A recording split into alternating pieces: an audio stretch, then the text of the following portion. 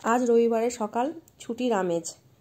एमनिते एखन छुटिर आमेज चलছে কারণ 25 ডিসেম্বর কালকে आज 24 तारीख तो কালকে বিকালে আমার বাড়িতে আমার দিদি এখানের বাড়িতে অবশ্যই হাওড়ার বাড়িতে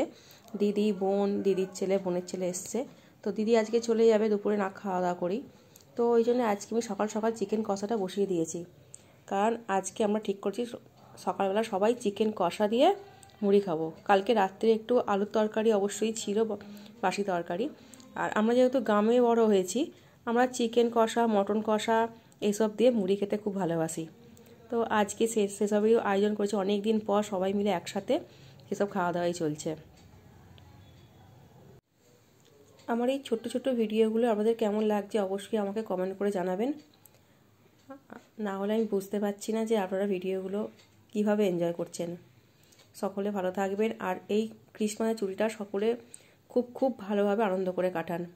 আজকের মতো এখানেই শেষ করছি টাটা।